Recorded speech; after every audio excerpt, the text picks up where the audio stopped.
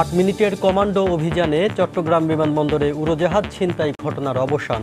গুলিতে অস্ত্রধারী নিহত, পাইলট ক্রুসহ যাত্রীরা নিরাপদে। তদন্ত কমিটি গঠন। পিলখানা ট্র্যাজেডির 10 বছর পূর্ণ। হাইকোর্টের পূর্ণাঙ্গ রায় প্রকাশ না হওয়ায় বিবাদী পক্ষের আইনজীবীদের ক্ষোভ। আসামির সংখ্যা বেশি হওয়ায় ধীরগতি, বলছে রাষ্ট্রপক্ষ। কর্ণফুলীর তলদেশে দেশের প্রথম সুড়ঙ্গ পথের খনন শুরু, যুক্ত হবে কক্সবাজারের মহাসড়কের সঙ্গে। প্রধানমন্ত্রী বললেন, উন্নয়নের নতুন ধাপে প্রবেশ করল বাংলাদেশ। এবং চকবাজারে আগুনে হতাহতের ঘটনায় আজ একদিনের রাষ্ট্রীয় শোক। পুড়ে যাওয়া গাড়ির সিলিন্ডার অক্ষত। ওয়াহেদ ম্যানশনের দোতলা থেকে আগুন, বলছেন প্রত্যক্ষদর্শীরা।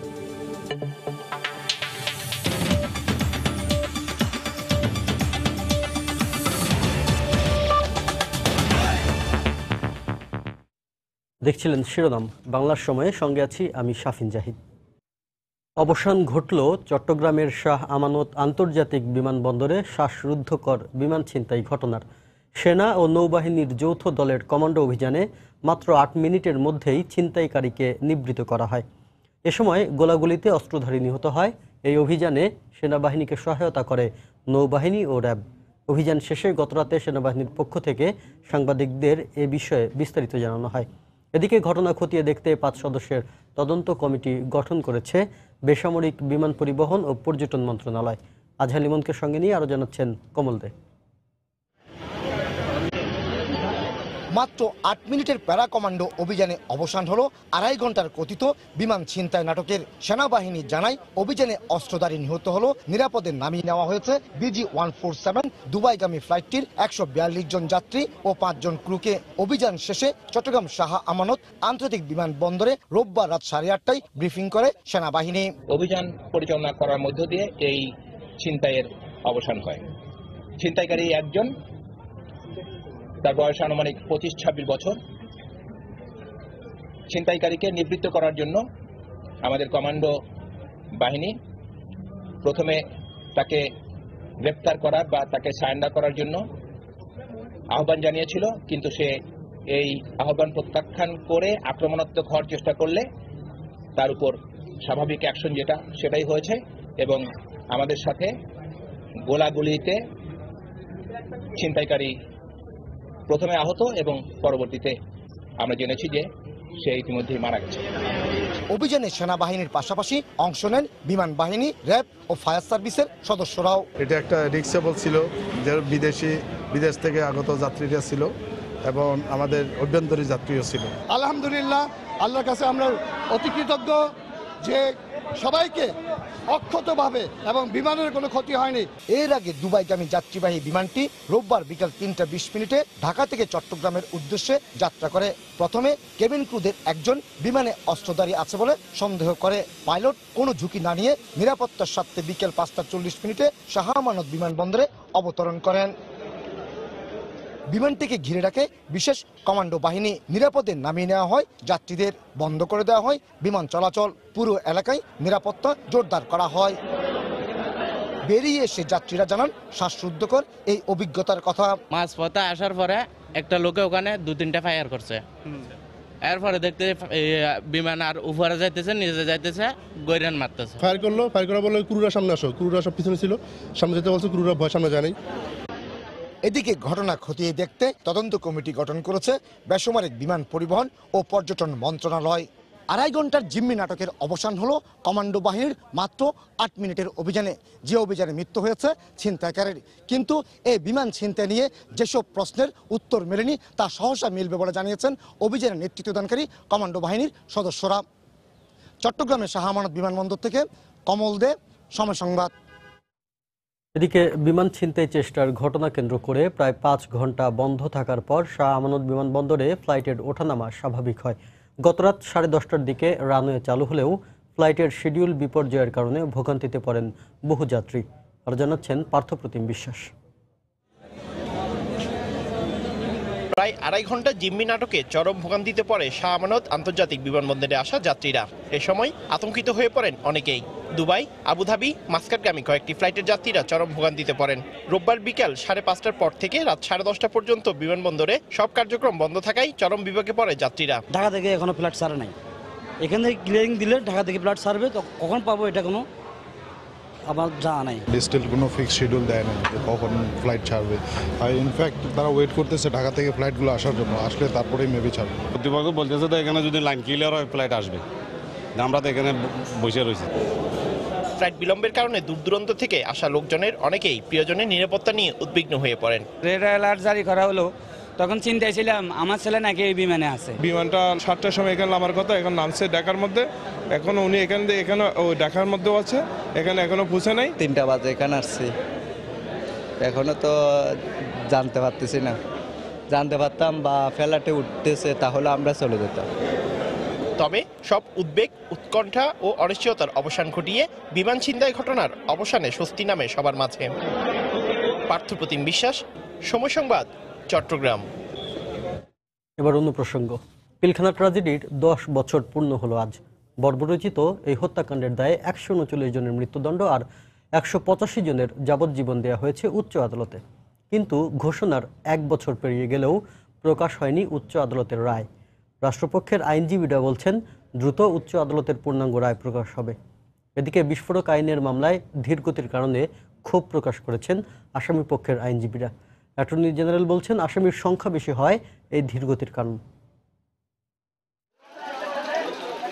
2009 সালের 25 ও 26 ফেব্রুয়ারি বিডিআর বিদ্রোহের নামে হত্যা করা হয় 57 সেনা কর্মকর্তা সহ 74 জনকে।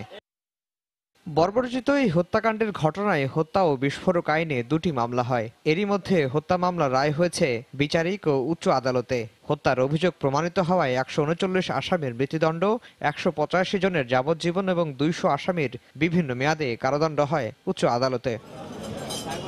আসামিপক্ষের আইনজীবীরা বলছেন উচ্চ আদালতের রায় প্রকাশ হলে বিভিন্ন মেয়াদে কারাদণ্ডপ্রাপ্তরা মুক্তি পাবেন। বিস্ফোরক মামলার ধীরগতি নিয়েও অসন্তোষ প্রকাশ করেন তারা।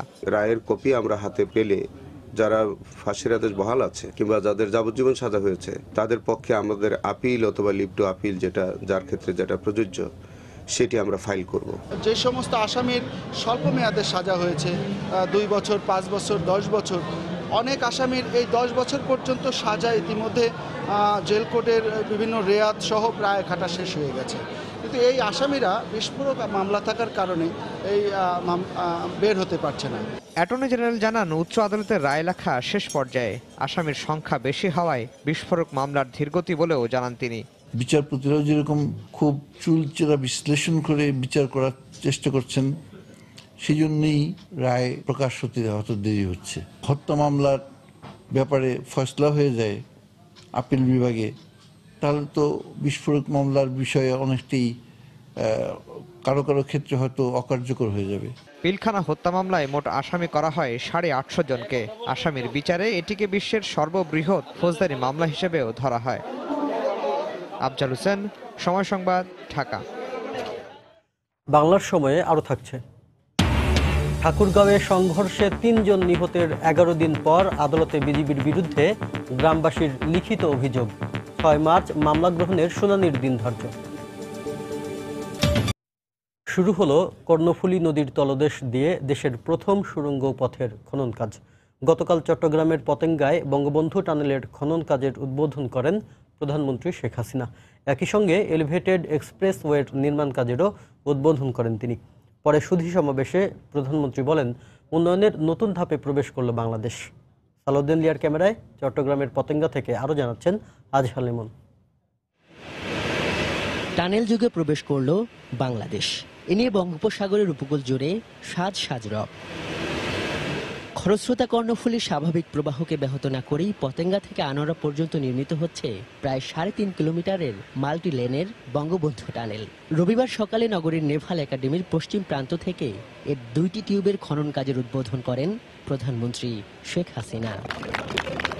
একই স্থানে চট্টগ্রামের লালখান বাজার থেকে শাহ আমানত বিমানবন্দর পর্যন্ত 16.5 কিলোমিটার এলিভেটেড এক্সপ্রেসওয়ে নির্মাণ কাজের উদ্বোধন করেন তিনি। এরপর পতেঙ্গা সমুদ্র সৈকতে সুধী সমাবেশে যোগ দেন তিনি। দক্ষিণ পূর্ব এশিয়ায় এত বিশাল একটা নদীর নিচ দিয়ে প্রথম টানেলটা বাংলাদেশে নির্মাণ করা হচ্ছে। প্রধানমন্ত্রী তার বক্তব্যে প্রকল্পগুলোর প্রেক্ষাপট নিয়ে কথা বলেন। আমাদের এই টানেল নির্মাণ হলে যোগাযোগের শুধু সুবিধা তা হবে না, আমাদের ব্যবসা বাণিজ্য শিল্পায়ন সব কিছুই উন্নতি হবে।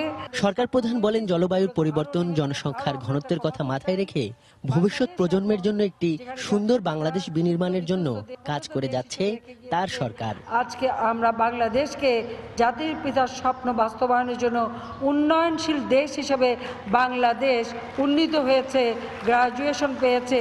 এটাকে ধরে রেখেই আমরা বাংলাদেশকে উন্নত সমৃদ্ধ দেশ হিসেবে গড়ে তুলতে চাই।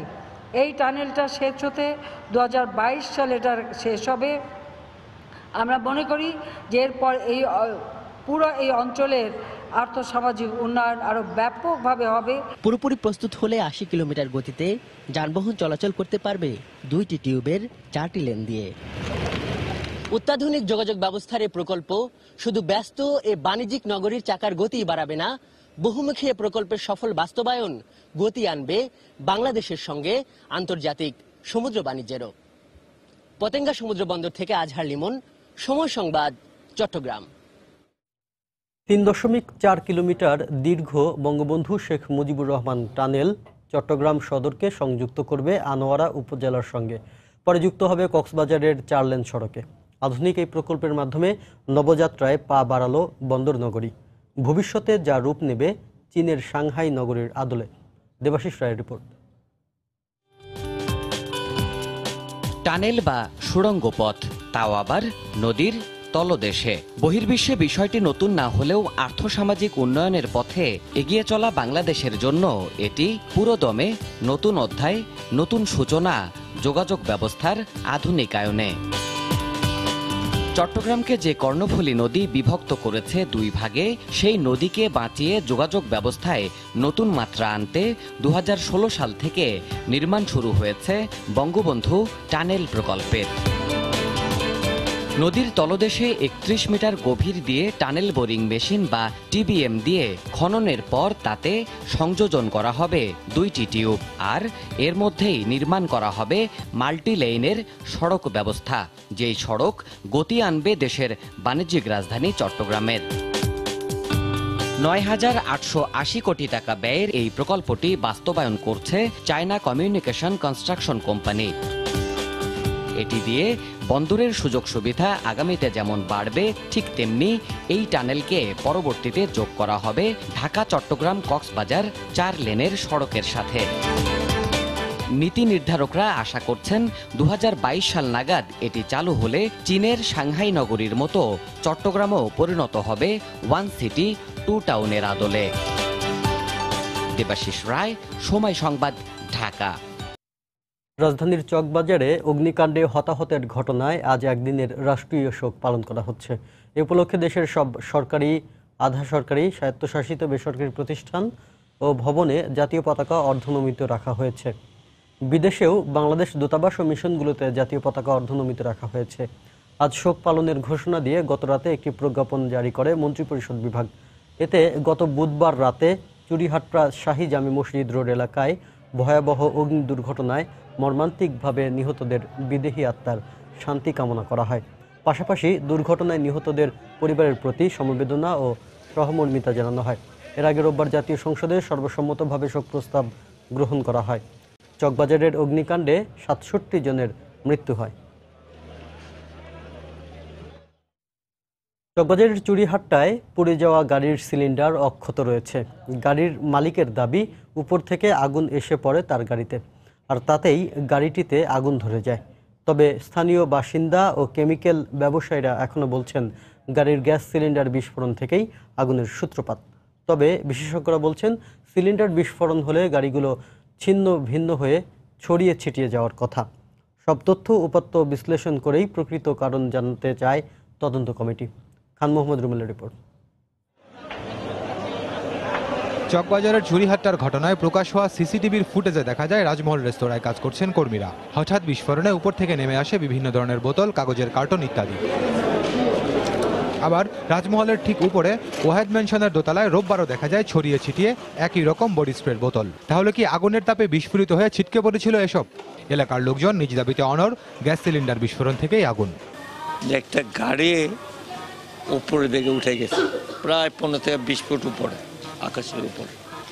তো উপর থেকে যখন পরে মাটিতে আঘাত করছে তখন মনে হয়েছে যে বাড়িতে ভূমিকম্প, ওয়ালগুলো কাঁপতেছে। তাকে দেখি যে দাও এই দিকটা জ্বলতেছে, আর আগুনের দোতলায় জ্বলতেছে না এইখানে রাস্তার মাঝখান থেকে জ্বলতেছে সব। প্রাইভেট কারটা মনে হয় সাইড থেকে 70 ফিট উপরে উঠে গেছে বাস্ট হওয়ার সাথে সাথে। তবে পুড়ে যাওয়া গাড়ির মালিকের দাবি, উপর থেকে একটি অগ্নিকুণ্ড পড়ে তার গাড়ির উপর, মুহূর্তেই ছড়িয়ে পড়ে আগুন। হঠাৎ দেখলাম একটা বিকট আওয়াজের সাথে সাথে দেখলাম উপর থেকে একটা আগুনের বিশাল একটা গোলা এসে আমার গাড়ির উপরে পড়লো, ঠিক গাড়ির বনেটের উপরে পড়ছে, সাথে সাথে গাড়িতে আগুন ধরে যায়। এদিকে সরেজমিন পুড়ে যাওয়া গাড়িগুলো পর্যবেক্ষণ করে দেখা যায় একটি গাড়ির গ্যাস সিলিন্ডার অক্ষতই আছে, আরেকটি ছিল পেট্রোল চালিত। গাড়িগুলোর প্লাস্টিক রেক্সিন পুড়ে গেলেও মূল কাঠামো ঠিকই আছে। বিশেষজ্ঞরা বলছেন সিলিন্ডার বিস্ফোরণ হলে পুরো গাড়ি ছিন্ন ভিন্ন হয়ে যাওয়ার কথা। সিলিন্ডার ব্লাস্ট হলে কিন্তু গাড়িটাও ডিস্ট্রয় হয়ে যাওয়ার কথা, ছিন্ন ভিন্ন হওয়ার কথা আপনি যা বলছিলেন, কিন্তু সেটাও দেখলাম না। কিন্তু পরবর্তীতে আমাদেরকে ভিন্ন গণমাধ্যম বা এই ফুটেজ থেকে মনে হয় কোনো পাশে কেমিক্যালস বলেন বা গ্যাস থেকে এই ঘটনা ঘটে গেছে। এদিকে ঘটনাস্থল পরিদর্শন করে স্বরাষ্ট্র মন্ত্রণালয় গঠিত তদন্ত কমিটি বলছে তদন্ত শেষেই বলা যাবে আগুনের মূল কারণ। আমরা এখন সমস্ত উপাত্তগুলো আমরা বিশ্লেষণ করব, সবগুলো আমরা কালেকশন করে বললাম, primary data as well as secondary data দুটোই আমরা কিন্তু কালেকশন করেছি। রোববারও দক্ষিণ সিটির তত্ত্বাবধানে সরিয়ে নেওয়া হয় ওয়াহিদ মেনশনের রাসায়নিক দ্রব্য। খান মোহাম্মদ রুমেল, সময় সংবাদ, ঢাকা। বাংলার সময়ে আরও থাকছে। ফেনীতে বসন্ত বরণ উপলক্ষে হয়ে গেল পিঠা উৎসব, বিভিন্ন বয়সী দর্শনার্থীর ভিড়। জয়পুরহাটে গুলিতে একজন নিহত হয়েছেন, র্যাব বলছে নিহত ব্যক্তি মাদক ব্যবসায়ী, মারা গেছে বন্দুকযুদ্ধে। গতরাতে খেতলাল উপজেলার টাউসারা এলাকায় এই ঘটনা হয়। র্যাব 5 ক্যাম্পের কমান্ডার আজমল হোসেন জানান, মাদক ব্যবসায়ীদের একটি চক্র টাউসারা এলাকায় অবস্থান করছে, এমন সংবাদের ভিত্তিতে সেখানে অভিযান চালায় তাদের একটি দল। উপস্থিতি টের পেয়ে তাদের লক্ষ্য করে গুলি করে মাদক ব্যবসায়ীরা। এ সময় র্যাবও পাল্টা গুলি করলে পালিয়ে যায় ব্যবসায়ীরা। পরে সেখান থেকে গুলিবিদ্ধ অবস্থায় মাদক ব্যবসায়ী তোফাজ্জেলকে উদ্ধার করে জেলা আধুনিক সদর হাসপাতালে নেওয়া হলে কর্তব্যরত চিকিৎসক তাকে মৃত ঘোষণা করেন। নিহত তোফাজ্জেলের বিরুদ্ধে জয়পুরহাট আর নওগাঁয় বিভিন্ন থানায় মাদক ছিনতাই ও চোরাচালানের 12টির বেশি মামলা রয়েছে বলে জানিয়েছে র্যাব। ঠাকুরগাঁওয়ের বহরমপুরে বিজিবি গ্রামবাসী সংঘর্ষে 3 জন নিহতের ঘটনায় বিজিবির বিরুদ্ধে গ্রামবাসীর মামলার লিখিত অভিযোগ গ্রহণ করেছেন আদালত। গতকাল হরিপুর আমলি আদালতের বিচারক ফারহানা খান অভিযোগ আমলে নিয়ে আগামী 6 মার্চ মামলা গ্রহণের শুনানির জন্য দিন ধার্য করেন। বিজিবির 50 ব্যাটালিয়নের অধিনায়ক লেফটেন্যান্ট কর্নেল তুহিন মোহাম্মদ মাসুদ সহ বিজিবির 7 সদস্যের নাম উল্লেখ এবং অজ্ঞাতদের আসামি করে 3টি লিখিত অভিযোগ আদালতে দাখিল করা হয়। সংঘর্ষে নিহত নবাবের বাবা নজরুল ইসলাম, সাদেকের ভাই বাসেদ ও শিশু জয়নালের বাবা নূর ইসলাম বাদী হয়েছেন। আগামী 6 মার্চের শুনানিতে এজাহার মামলা হিসেবে গ্রহণ হবে কিনা তা নির্ধারণ হবে বলে জানিয়েছেন বাদীর আইনজীবী। গত 12 ফেব্রুয়ারি বহরমপুর গ্রামে গরু জব্দকে কেন্দ্র করে বিজিবি ও গ্রামবাসীর সংঘর্ষ হয়। এ সময় গুলিবিদ্ধ হয়ে 3 জনের মৃত্যু হয়। এই ঘটনায় নিহত 2 জন সহ 22 জনের নাম উল্লেখ করে 2টি মামলা করে বিজিবি।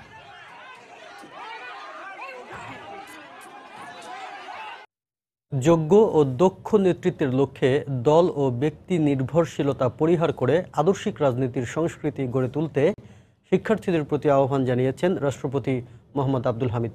গতকাল দুপুরে নোয়াখালী বিজ্ঞান ও প্রযুক্তি বিশ্ববিদ্যালয়ের 2য় সমাবর্তন অনুষ্ঠানে এই আহ্বান জানানো হয়। অনুষ্ঠানে অন্যান্যদের মধ্যে বক্তব্য রাখেন শিক্ষামন্ত্রী ডাক্তার দীপমণি, 21 পদকপ্রাপ্ত অধ্যাপক ও সমাজবিজ্ঞানী ডক্টর অনুপম সেন ও বিশ্ববিদ্যালয়ের উপাচার্য অধ্যাপক ডক্টর এম ওহিদুজ্জামান। সমাবর্তনে 6 জনকে চ্যান্সেলর গোল্ড মেডেল ও 4 জনকে ভাইস চ্যান্সেলর গোল্ড মেডেল দেওয়া হয়।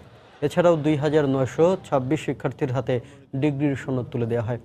এর আগে বঙ্গমাতা শেখ ফজিলাতুন্নেসা মুজিব হলের উদ্বোধন করেন রাষ্ট্রপতি। ছাত্র রাজনীতি হবে আদর্শ ভিত্তিক, দল বা ব্যক্তি নির্ভরশীলতা পরিহার করে শিক্ষার্থীদের স্বতন্ত্র ও আদর্শিক রাজনীতির সংস্কৃতি গড়ে তুলতে হবে। তাহলে দেশে গড়ে উঠবে ত্যাগী, দক্ষ ও সুযোগ্য নেতৃত্ব। তাছাড়াও চাঁদাবাজি, সন্ত্রাসী, মাদক ও জঙ্গি কার্যক্রমে শিক্ষার্থীরা যাতে কোনোভাবে নিজেদেরকে সম্পৃক্ত না পারে সেদিকে দৃষ্টি রাখতে হবে।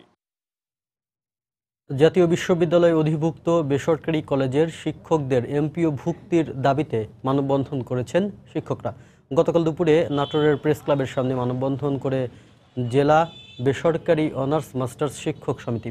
এ সময় বক্তারা বেসরকারি শিক্ষা প্রতিষ্ঠানের জনবল কাঠামো ও এমপিও নীতিমালা অনুযায়ী নিয়োগপ্রাপ্ত অনার্স মাস্টার্স কোর্সের শিক্ষকদের অন্তর্ভুক্তির দাবি জানান।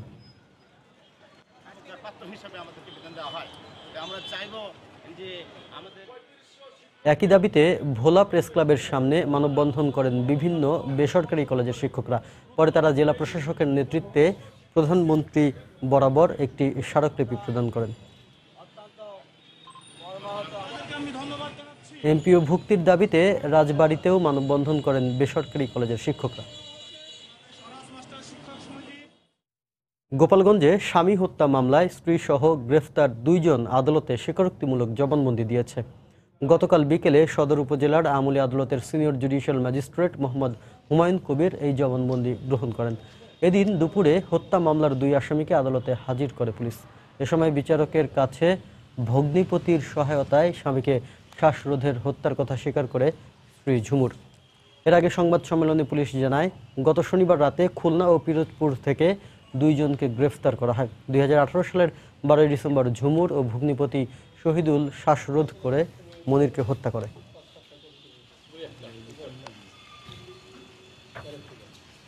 ভুল আসামি হিসেবে দীর্ঘ 11 বছর ভারতে কারাভোগের পর দেশে ফেরত আনা মোংলার বাদল ফরাজির পরিবারের সঙ্গে সাক্ষাৎ করেছে জাতীয় মানবাধিকার কমিশনের উচ্চ পর্যায়ের প্রতিনিধি দল। গতকাল উপজেলা শহরের টি.এ. ফারুক সড়কে বাদল ফরাজির বাড়িতে যান কমিশনের পরিচালক আল মাহমুদ ফাইজুল কবিরের নেতৃত্বাধীন একটি প্রতিনিধি দল। অধিকতর তদন্তের জন্য আগামী মার্চে মানবাধিকার কমিশনের প্রতিনিধি দলটি ভারত সফর করবে বলে জানানো হয়েছে। 2008 সালের 13 জুলাই তাজমহল দেখতে যায় 8ম শ্রেণীর ছাত্র বাদল ফরাজি।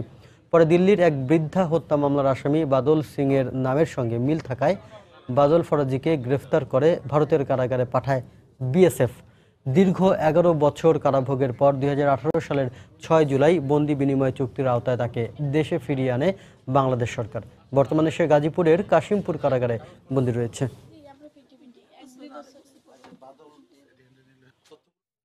যশোরের বেনাপোল সীমান্ত দিয়ে ভারতে পাচারের সময় 6টি স্বর্ণের বারসহ একজনকে আটক করেছে বিজিবি। গতকাল সন্ধ্যায় সীমান্তের দৌলতপুর এলাকা থেকে তাকে আটক করা হয়। বিজিবি জানায়, ওই এলাকা দিয়ে বিপুল পরিমাণ স্বর্ণ পাচার হচ্ছে এমন খবরে সেখানে অভিযানে যায় তারা।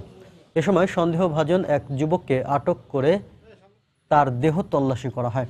তার কাছ থেকে 2 কেজি 500 গ্রাম ওজনের 6টি স্বর্ণের বার জব্দ করেন তারা। পরে তাকে পোর্ট থানা পুলিশের কাছে হস্তান্তর করা হয়। জব্দকৃত স্বর্ণের বাজার মূল্য প্রায় 1,23 লাখ টাকা। রংপুরে বেগম রোকেয়া বিশ্ববিদ্যালয়ে রেড ক্রিসেন্ট সোসাইটির 5 দিনব্যাপী যুব ক্যাম্প শুরু হয়েছে। গতকাল দুপুরে বিশ্ববিদ্যালয় ক্যাম্পাসে এই ক্যাম্পের উদ্বোধন করেন বাণিজ্যমন্ত্রী টিপু মুন্সি। এ সময় রংপুর 4 আসনের সংসদ সদস্য HN আশিকুর রহমান, 2 আসনের সংসদ সদস্য ডিউক চৌধুরী, রেড ক্রিসেন্টের জেলা ইউনিটের চেয়ারম্যান, বিভাগীয় কমিশনার সহ জেলা প্রশাসন ও পুলিশ প্রশাসনের ঊর্ধ্বতন কর্মকর্তারা উপস্থিত ছিলেন। এ সময় বক্তারা যুব সমাজকে আদর্শবান হিসেবে গড়ে তুলতে সবাইকে সচেতন হওয়ার আহ্বান জানান।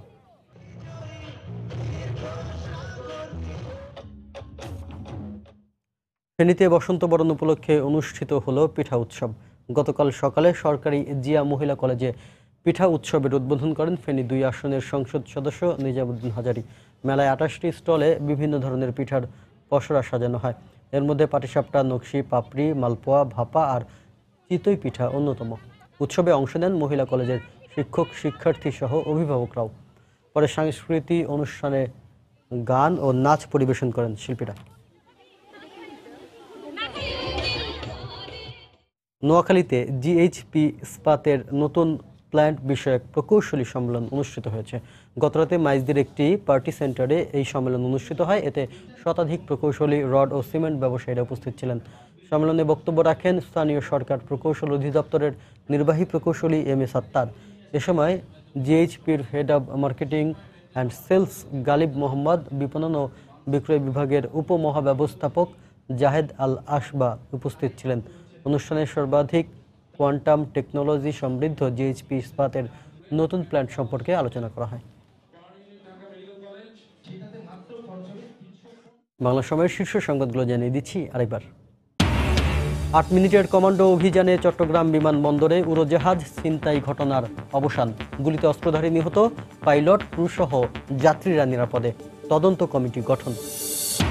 পিলখানা ট্র্যাজেডির 10 বছর পূর্ণ। হাইকোর্টের পূর্ণাঙ্গ রায় প্রকাশ না হওয়ায় বিবাদী পক্ষের আইনজীবীদের ক্ষোভ। আসামির সংখ্যা বেশি হওয়ায় ধীরগতি, বলছে রাষ্ট্রপক্ষ। কর্ণফুলীর তলদেশে দেশের প্রথম সুড়ঙ্গ পথের খনন শুরু। যুক্ত হবে কক্সবাজারের মহাসড়কের সঙ্গে। প্রধানমন্ত্রী বললেন, উন্নয়নের নতুন ধাপে প্রবেশ করল বাংলাদেশ। এবং চকবাজারে আগুনে হতাহতের ঘটনায় আজ একদিনের রাষ্ট্রীয় শোক। পুড়ে যাওয়া গাড়ির সিলিন্ডার অক্ষত। ওয়াহেদ ম্যানশনের দোতলা থেকে আগুন, বলছেন প্রত্যক্ষদর্শীরা। এই ছিল বাংলার সময়। যে কোনো খবর পেতে ভিজিট করুন সময়নিউজ.tv। আপনার মোবাইলে সময় সংবাদ দেখতে আর সব খবর পেতে ডাউনলোড করুন সময় অ্যাপ। সঙ্গে থাকুন সময়।